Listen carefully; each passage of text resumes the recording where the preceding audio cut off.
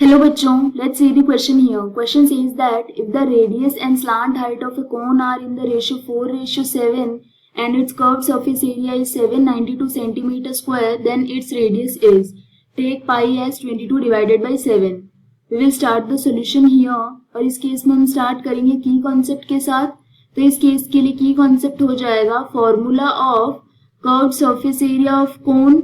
So curved surface area of cone, इसका formula होता है pi multiplied by r multiplied by l. Here r यहाँ पे represent कर रहा है रेडियस को एंड एल रिप्रेजेंट कर रहा है स्लांट हाइट को. So R in this case this is radius and L this is slant height in this case. And question में हमारे पास जो गिवन डेटा है उसमें हमें गिवन है ratio of radius to slant height that is 4:7. So for this case यहाँ पे हम बोल सकते हैं स्लांट हाइट हो जाएगा equal to 7/4 times of radius. यहाँ पे हमने फॉर्मूला लिखा है curve surface area of cone का की कॉन्सेप्ट में. So for this case pi r l इसकी वैल्यू हो जाएगी इक्वल टू 792 सेंटीमीटर स्क्वायर. अब हम यहाँ पे वैल्यू सब्स्टिट्यूट करते हैं that is 22 divided by 7 multiplied by r multiplied by 7/4 r. This is equal to 792.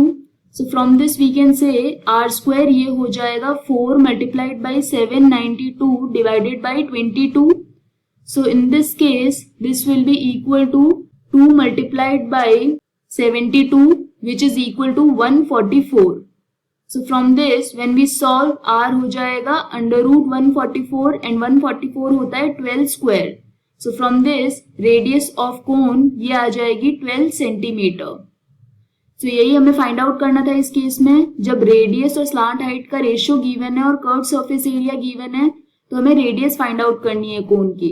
So for this case correct answer will be C that says 12 centimetre.